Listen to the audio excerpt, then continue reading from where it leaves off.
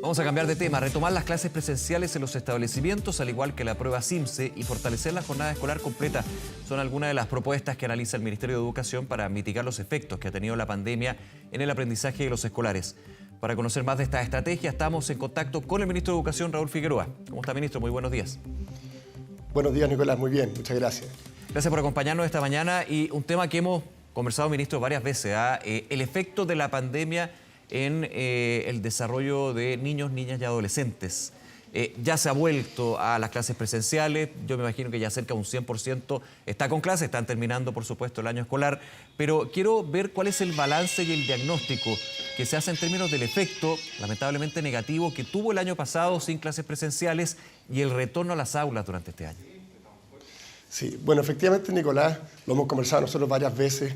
El impacto más concreto de la pandemia en educación tiene que ver con un deterioro en los aprendizajes y en el desarrollo socioemocional de nuestros niños y jóvenes.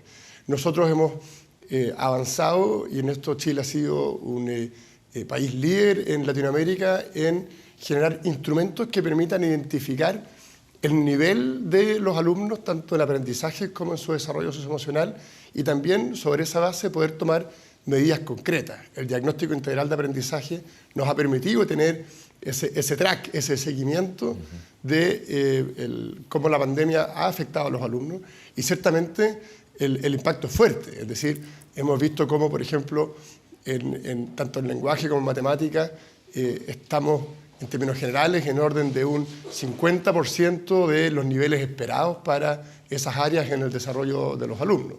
Y por tanto el desafío hoy día es evidente.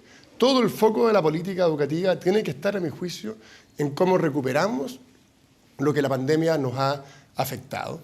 Y es bajo esa lógica que surgió el plan Juntos Chile se recupera y aprende, que es un plan que hemos venido ya desarrollando, pero que desde agosto hasta ahora se complementó con un proceso amplio de participación para poder, sobre esa lógica de una amplia participación y también recogiendo la evidencia y la experiencia en Chile, dejar trazada una hoja de ruta que permita al próximo gobierno, a este obviamente lo que queda, pero al próximo gobierno que le va a tocar ya el inicio del próximo año escolar, tener una batería de medidas concretas, además de, por supuesto, las que quieran incorporar, sujeto a lo que la evidencia indique, para enfrentar este desafío.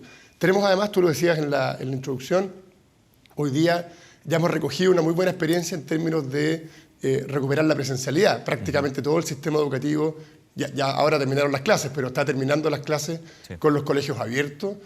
El esfuerzo para eso fue enorme, a todos les consta, fue además lamentablemente mucho más polémico de lo que cualquiera hubiese querido, pero el resultado desde ese punto de vista es muy positivo. Los colegios abiertos, los jardines infantiles abiertos, la asistencia sostenidamente al alza, pero también ahí tenemos un desafío, y por tanto, bajo esta lógica de los ejes que se plantearon en el Juntos Chile se recupera y aprende, y las medidas que ahí surgen, y un compromiso que hemos visto ya y que va a seguir estando en los próximos años de todas las comunidades educativas, creo que este tiene que ser el foco principal de la política educacional en Chile.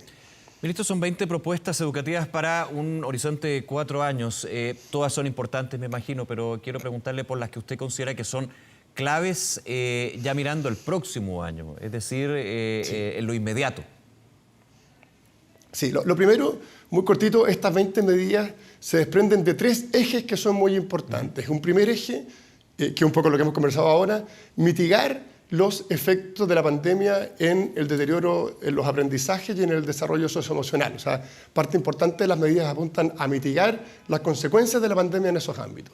Un segundo eje tiene que ver con entregar herramientas concretas y amplios espacios de flexibilidad a las comunidades educativas para que en sus respectivos contextos puedan hacerse cargo de estas dificultades que la pandemia nos ha dejado. Y un tercer eje tiene que ver con diseñar y entregar también mayor información efectiva para que las comunidades educativas puedan tomar las mejores decisiones en un contexto complejo. Bajo esos ejes, son varias las medidas, no vamos a alcanzar a conversarlas todas acá, pero efectivamente algunas creo yo que son particularmente relevantes. La principal, yo creo, la más importante es un consenso absoluto respecto de que el próximo año tiene que funcionar de manera continua con la presencialidad como la regla general. ¿Y esto qué significa? Significa que a partir del próximo año, el 2 de marzo, de hecho parte del año escolar 2022, las clases van a ser presenciales, los colegios van a estar abiertos, la jornada va a ser completa, la alimentación se va a entregar en los establecimientos educacionales, claro, con siempre, una por supuesto, ministro, cumpliendo con... Con una diferencia que es bien relevante acá, la asistencia ya no va a ser voluntaria como sí lo fue durante el año pasado, especialmente el segundo semestre y todo este año. Ya no está la posibilidad de los padres de la voluntariedad de enviar a uno de sus hijos. La asistencia va a ser obligatoria. Efectivamente, esa es yo te diría que hay dos diferencias importantes en relación a cómo terminó el año escolar. El año terminó con todo abierto, pero como tú bien señalas, la asistencia era voluntaria hasta este fin de año. El próximo año vuelve, como siempre ha sido en Chile desde el año 1920, vuelve a ser obligatoria. Y lo segundo que es importante es que la jornada va a ser completa. Hemos visto este año cómo los colegios muchas veces tuvieron que alternar jornadas. No todos, varios ya tenían la experiencia de hacer la jornada completa, pero también a partir de marzo, en todos los colegios que tienen jornada completa, que son prácticamente el 80% del país, va a funcionar bajo ese régimen. Por tanto, la alimentación también se va a entregar cumpliendo con las medidas sanitarias en los respectivos establecimientos educacionales. Esa medida, que claro, uno dice, bueno, una medida como más o menos básica, pero es fundamental, porque uno de los desafíos que tenemos hoy día pendientes es cómo además incrementamos la asistencia, porque no basta que los colegios estén abiertos, es importante que los niños vayan.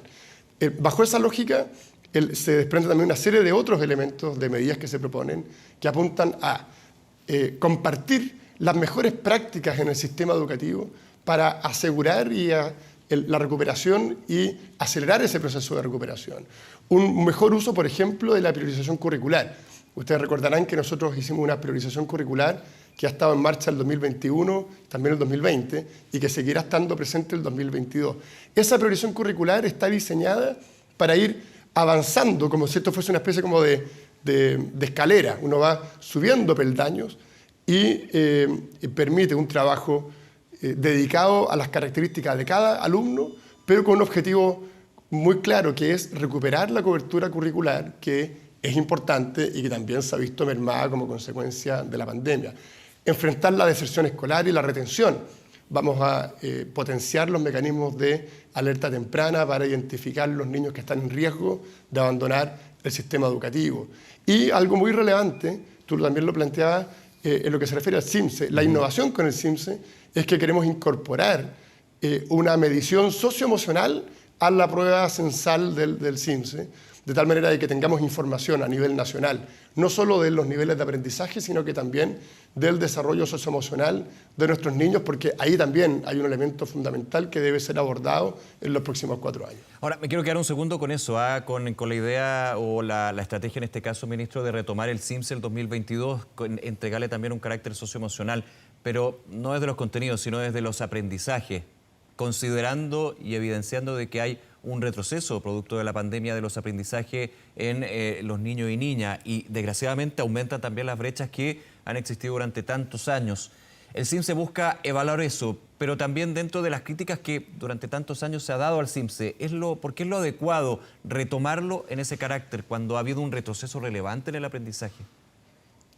Porque precisamente se necesita tener esa línea de base de información para poder diseñar y construir mejores políticas públicas, para que toda la gente en la casa entienda. El CIMSE, la diferencia que tiene con otras evaluaciones es que es censal. ¿Qué significa eso? Que se toma a un nivel a todos los alumnos. No es una muestra, sino que a todos. Y eso permite entonces que para el mejor diseño de política pública se tenga una información de todo el sistema en un determinado nivel y sobre esa lógica poder ir tomando medidas y sobre todo evaluar si las medidas que se toman son efectivas. Por eso es que es tan relevante y no tiene que ver con buscar ni mecanismos ni de sancionatorios, eso está totalmente alejado de cualquier objetivo. Lo único que interesa hoy día del CIMSE es recoger la mejor información para diseñar sobre esa lógica políticas públicas efectivas y poder evaluar la efectividad de esas propias políticas. Hay dos puntos también que me parecieron bien interesantes cuando lo revisaba, ministro, y que tienen que ver con verle el lado positivo, digamos, de lo que ha sido esta terrible experiencia de la pandemia, especialmente en lo educacional.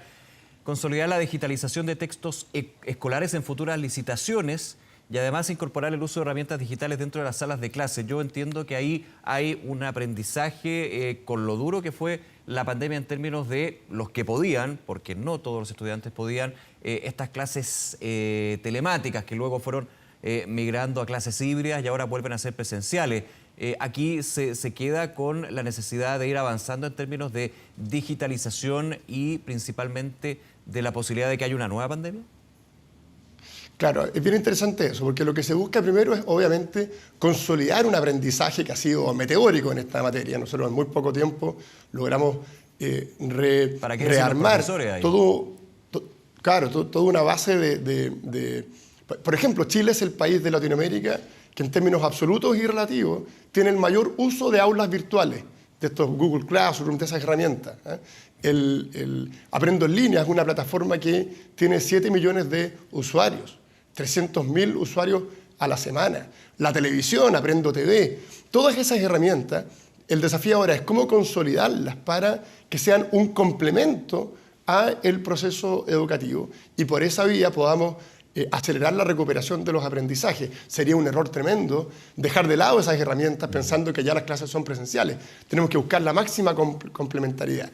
Y en esa lógica estamos avanzando ya y el próximo año vamos a llegar a los 8.500 en marzo establecimientos conectados con banda ancha, con internet de alta velocidad en los propios establecimientos educacionales para precisamente hacer de estas herramientas una oportunidad que permita amplificar las posibilidades de desarrollo de los alumnos. Claro, y lo mismo ministro, me imagino que nadie podría discutir que es una buena idea utilizar la tecnología y que más encima las nuevas generaciones es mucho más simple para ellos, digamos.